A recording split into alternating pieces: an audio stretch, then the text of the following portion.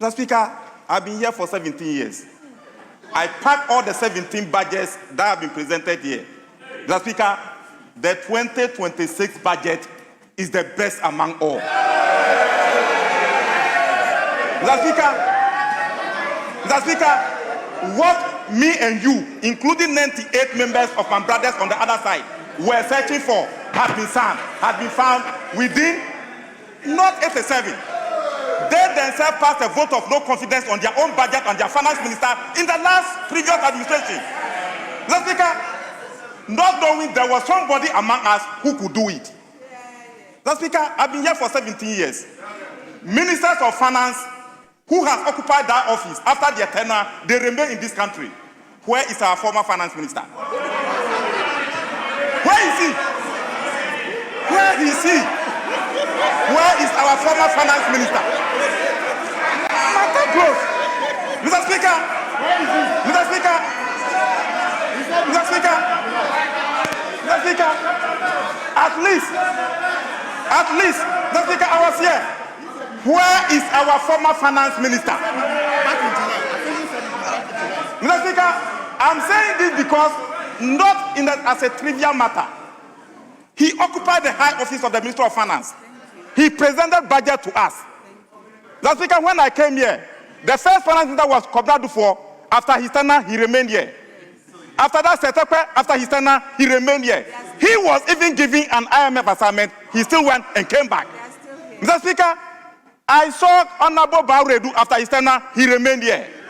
Mr. Speaker, I saw Honorable Osafumafu after his tenure, he remained here. Mr. Speaker, where is your former finance minister? Mr. Speaker, that is just one. That is just one. Mr. Speaker, put that one aside. Who yes. are always resetting. Yes, we are Honorable Minority Leader, strictly in accordance with the rules. He's coming to filibuster. Why are you up? Mr. Speaker, we have to be fair when we are impugning certain motives, especially when such individuals... Remember, guide me by the rules first. Mr. Speaker, if you may be guided by Order 122 and 123, specifically 123, Mr. Speaker, content of speech. Content of speech. Mr. Speaker, we have it as a matter of public record that Honorable can... Please tell me the specific rules that have been breached. Okay, I'll read it out for you, Mr. Speaker. Mr. Speaker, Order 123. Go to 2A. And I'll read 2A all through for you, since you want to be guided. A member shall not use offensive, abusive, insulting, blasphemous, or unbecoming words on a member or any other person. Or B, impute improper motive or impugn the integrity of a member or any other person. Mr. Speaker, let me end there. The member in his debate, in his submission, seeks to draw Honorable Ken Ofori Atta, the former finance minister, into his submission. Mr. Speaker, this is the analogy he makes. He says that all past finance ministers have remained in the country, but Honorable Ken Ofori Atta has left the jurisdiction. Mr. Speaker, Honorable Minority Leader, with all due respect, this does not offend the rules that you have quoted. Can I finish? You have asked me. Let me finish. It doesn't offend the rules. Mr. Speaker, I'm submitting. If that is the reason for which you are up, I'm sorry. Honorable Minority Leader, take it easy. Kindly resume your seat so that I can give the floor to the honorable member to continue the debate. With all due respect, Honorable Minority Leader, today I have decided to go by the rules. Thank you very much. Yes, Honorable Ahmed, you have the floor.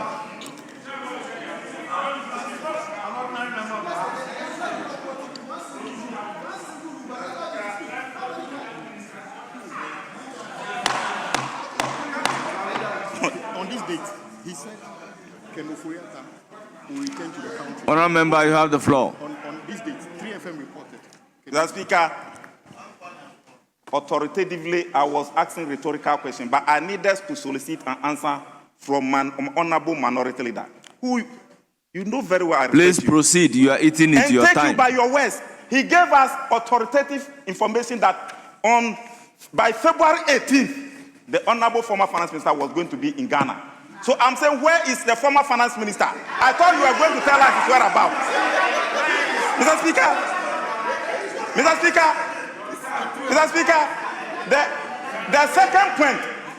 the second point, after telling you, let me come to what we could not do, what Ofori Atta could not do. And then the 8 of our colleagues on this side were calling for his change by going to the Flagstaff House, by voting a vote of no confidence against the former finance minister, led by the honorable, distinguished honorable OPK. Yes, Honorable Ahmed Ibrahim, hold it. Yes, Minority Leader. We supported them. Yes, Minority Leader. We supported them. Mr. Speaker, hold it. They will stop your time for you. Hold it. Yes, Minority Leader. Mr. Speaker, with respect, my colleague on his feet says that I made a promise to bring Honorable Ofori Atta in February, and that he's asking me where the man is. Honorable Member, again, we want to go straightly by the rules and have announced that right from the beginning. Go straight and tell me the rules that has been breached. Order 1, 2, 3, Mr. Speaker. Order 1, 2, 3. Mr. Speaker, Order 1, 2, 3. Which specific rules of Order 1, 2, 3?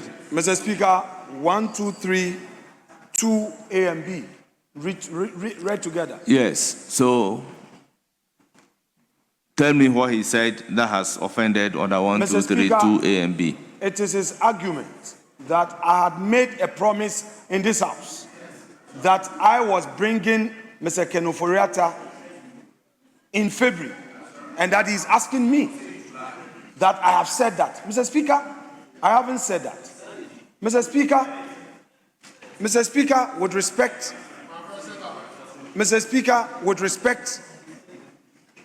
the Honorable former finance minister was out of jurisdiction, and an inquiry was made.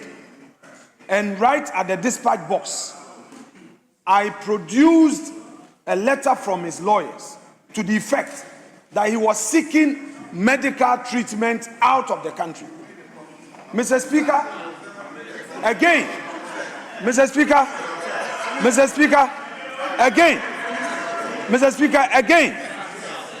there was a further letter from him.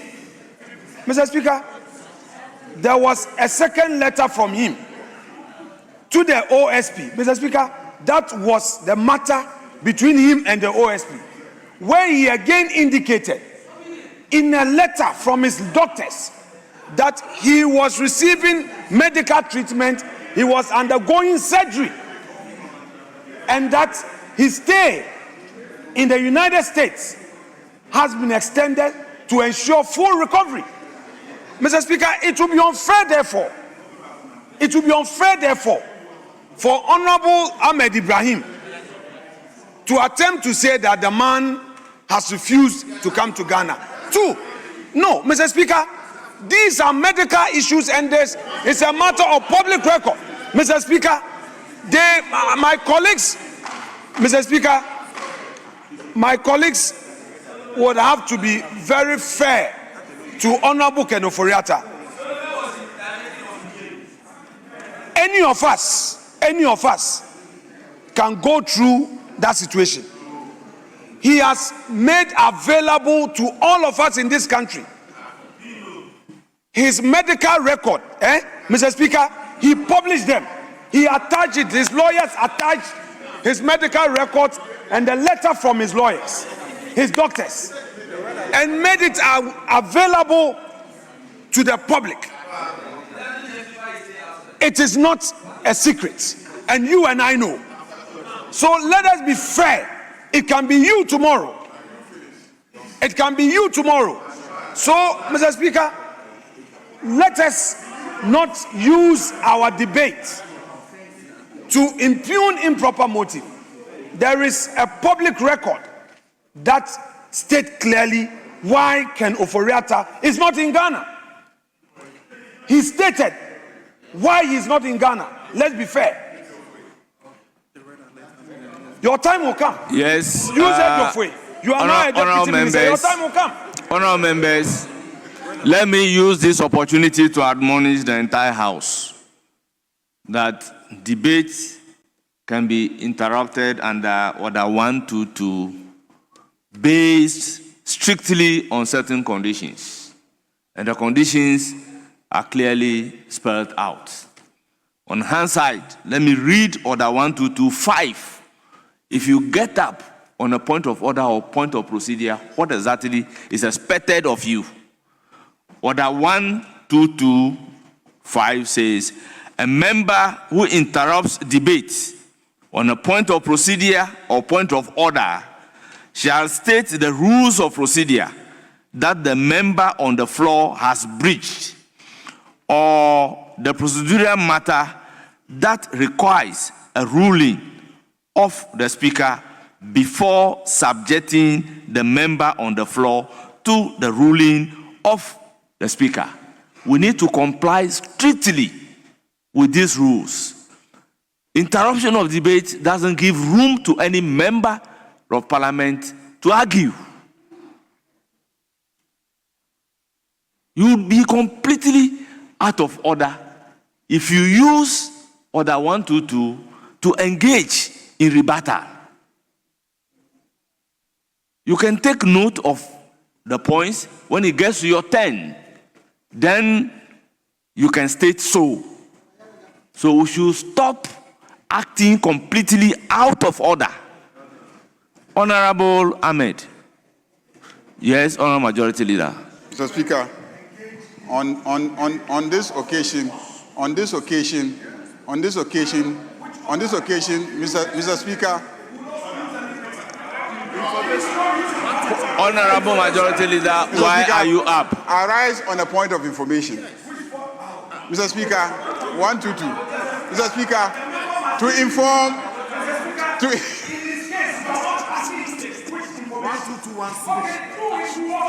Yes. Honorable Majority Leader, what is the point of information? What is the point of information? Mr. Speaker, the honorable member indicated that the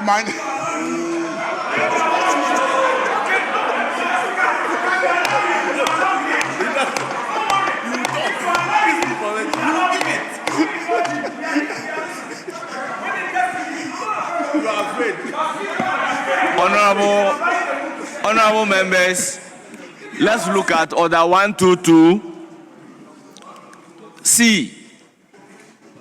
A debate may be interrupted by a point of information, elucidation, or clarification.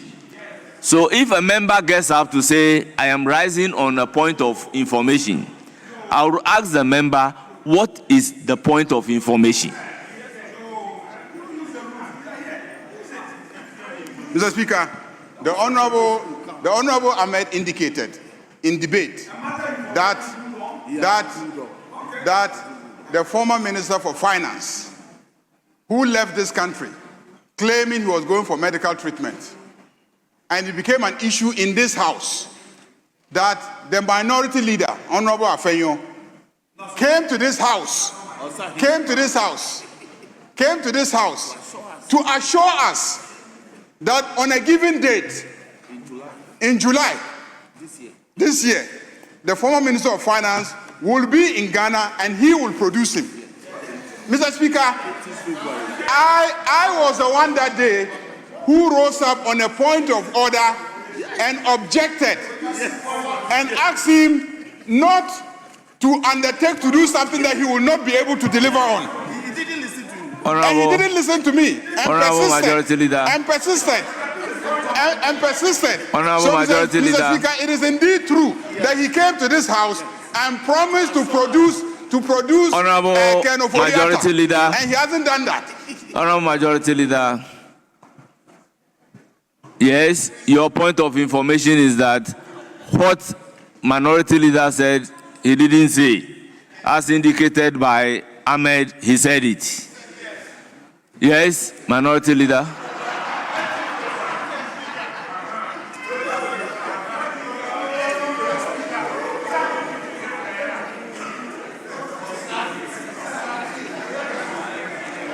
Yes, Minority Leader, you have the floor.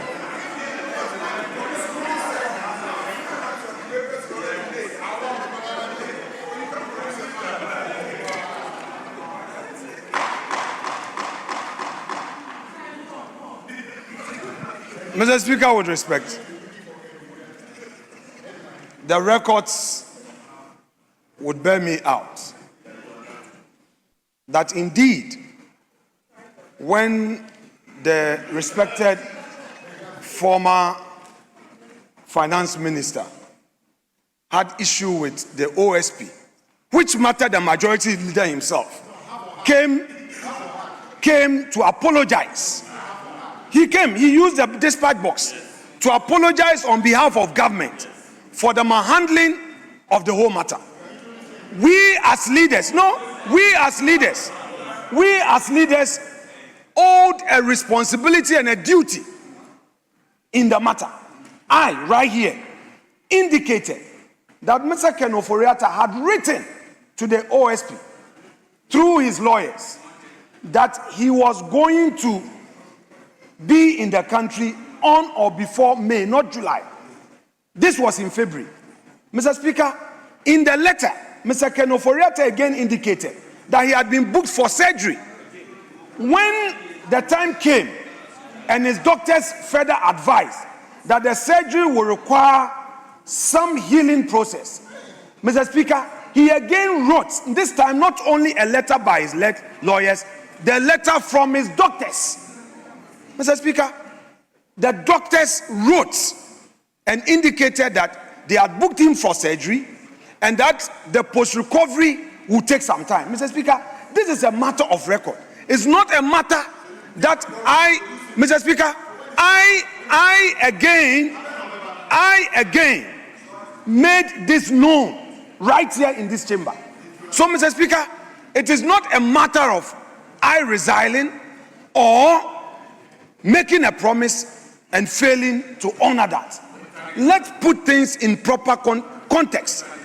All I want Honorable Ahmed Ibrahim to understand is that when it comes to ill health, our medicals, all of us may go through it one way or the other. If a man is going through a serious medical condition, how many of us will be bold to disclose our medical records? But the man has disclosed his medical record. Mr. Speaker, that hospital where he's receiving treatment is a renowned medical hospital in the United States. Let's be fair to Ken Ofori Atta. Let's be fair. It can be you tomorrow. This is not the way to treat a fellow citizen. Honorable members, can we let's be fair to him. None of us will be bold to even make available our medical records. Can we proceed but he has made on it the available. commentary? He has made it available. Honorable members, it appears we are deviating from the issue at hand. Talk to the majority leader. Can we proceed? It's the majority leader. Can we proceed? Honorable members, can we proceed Mr. Speaker, with the commentary Mr. Speaker, on Mr. Speaker, it is the important. budget? This is very, very important, Mr. Speaker. No. When he gave indications, you kept talking and said things that you shouldn't say, giving an impression that members on this side are insensitive to the medical condition of Ken Ofori Atta. That is the impression you have sought to give. Mr. Speaker, Ken Ofori Atta was very sick in this country. You could see the sickness in his face. But at that time, it was sweet to be a finance minister. It was sweet to be a finance minister. In spite of the ill health, he persisted and insisted on remaining in this country as a finance minister. How come that suddenly, because today he is being sought after by the law enforcement agencies, he cannot live in this country and is claiming illness? He was sick when he was finance minister. We all saw it. He was sick. Honorable members, can we make progress? Let's make progress. Mr. Speaker, I strictly want to give the floor to Honorable Ahmed Ibrahim. Honorable Ahmed Ibrahim, he's not pretending to be sick. The majority leader must be fair. Honorable you members, can't treat a fellow let's citizen shift like that. away from the discussion Speaker, regarding the medical condition of the former finance minister. We will not accept it. One Honorable day it could be any of you. Let's shift away from the medical conditions of the former finance minister. Please continue.